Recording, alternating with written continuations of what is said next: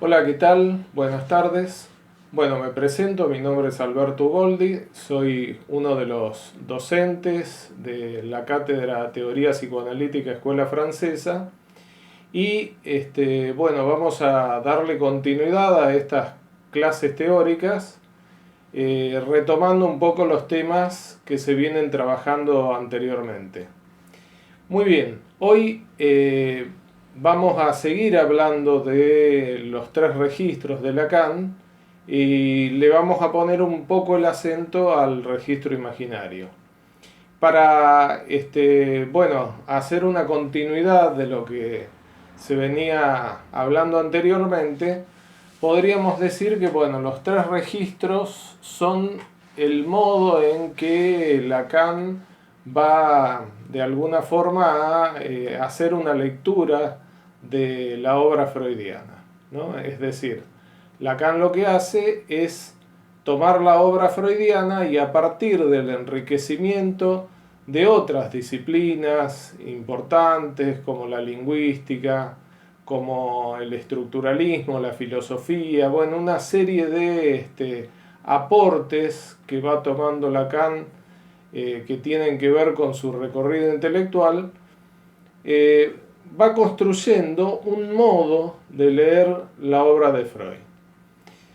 Si hay un eje en lo que es la enseñanza de Lacan respecto de la obra de Freud, tiene que ver con la lectura a partir de los tres registros, como llama él, de la realidad humana. ¿Qué quiere decir esto? Bueno, de manera rápida diríamos que estos tres registros son los que, articulados o anudados, como dirá Lacan, van a dar cuenta de la realidad humana, ¿no? Lo imaginario, lo simbólico y lo real. Estos tres registros tienden a hacer una suerte de división. Cuando decimos división, hablamos de una división que es a los fines de la construcción teórica, y trata de hacer distinciones en lo que es la construcción conceptual freudiana, ¿no?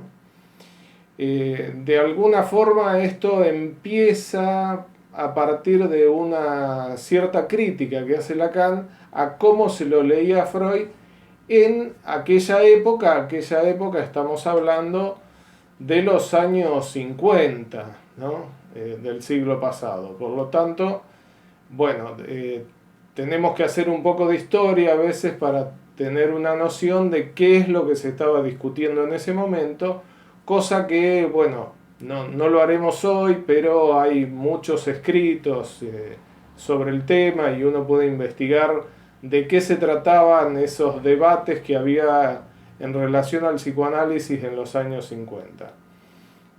Muy bien, a partir de esto, de esta división que va a ser, insisto, es una división a los fines de la comprensión intelectual, a partir de esto podríamos decir que Lacan va tomando ciertos acentos, ¿no? Ciertas primacías de alguna lectura sobre otra, cierta primacía, por ejemplo, de lo imaginario, de lo simbólico, de lo real, bueno, hasta que, bueno, en determinado momento construye lo que se llama el nudo Borromeo, y allí habría una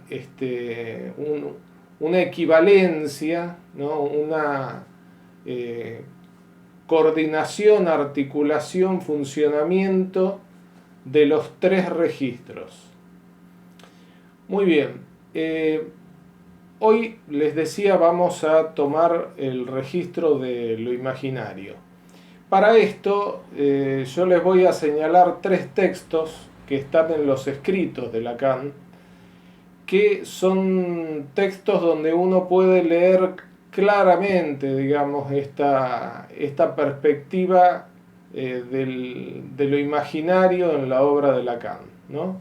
Según él mismo, estos tres textos están en lo que él llama mis antecedentes, lo denomina de esa manera. Muy bien, los textos son el estadio del espejo, la agresividad en psicoanálisis y acerca de la causalidad psíquica, ¿no? Estos, si uno quiere hacer un recorrido de alguna manera por textos importantes que toman la cuestión de lo imaginario en Lacan, bueno, estos son tres textos donde va a haber un desarrollo importante al respecto. Nosotros hoy nos vamos a centrar en la cuestión del estadio del espejo. El estadio del espejo es un escrito sobre una exposición que había hecho Lacan muchos años antes de que aparezca este escrito, y de alguna forma lo que hace es retomar lo que había expuesto en los años 30, o sea, en el año 36, ¿no? Varios años antes de que aparezca después como un escrito formal, digamos. ¿Qué es lo que plantea el estadio del espejo? El estadio del espejo retoma una experiencia, retoma cuestiones que tienen que ver, si ustedes lo leen, con lo biológico, con el desarrollo neurológico de los niños y demás. O sea, toma una cuestión que está ligada a, podríamos decir, el campo de la neurología, de la medicina, de la biología. ¿Para qué toma esto Lacan? Bueno, él es una cuestión bastante conocida. Lo que hace es tomar una experiencia que tiene que ver con una observación en los bebés, que se da en un lapso determinado, ¿no? Entre los 6 y los 18 meses, donde el bebé, al encontrar una imagen en el espejo, al encontrarse con un espejo,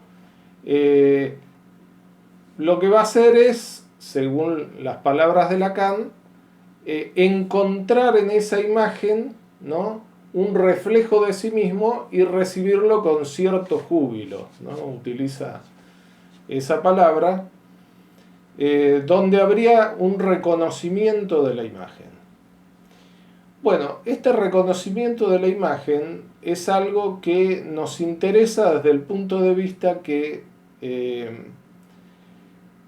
cuando nosotros leemos el título del texto ¿no? Lo voy a leer completo, es el estadio del espejo como formador de la función del yo, ¿no? Es decir, que ese tiempo tiene que ver con la formación del yo, ¿no?, tal como se nos revela en la experiencia analítica, ¿no? Es decir, no es solamente este aspecto que les comentaba de lo biológico y demás, sino que tiene que ver con el impacto que tiene en la constitución del yo desde el punto de vista clínico, es decir, como se revela en la experiencia analítica, quiere decir desde el punto de vista clínico. Muy bien. Este señalamiento que hace Lacan sobre este tiempo, lo que nos va a plantear es que hay un reconocimiento, ¿no? Un reconocimiento que en términos psicoanalíticos, a partir de Freud, denominamos identificación, ¿no? Es decir, hay una identificación a esa imagen. Esta identificación, según Lacan, es tomada con cierto júbilo. ¿Con qué tiene que ver esto del júbilo? Bueno, podríamos pensar que la cuestión que va a plantear ahí está en relación a un aspecto muy importante, que es ese momento que describe Freud, que tiene que ver con el desamparo, ¿no? Es decir, habría una situación, bueno, que aparece en los textos freudianos cuando el niño está en un momento donde surge esto del desamparo, y esta imagen de alguna forma va a funcionar como una especie de soporte, de sustento en relación a ese desamparo.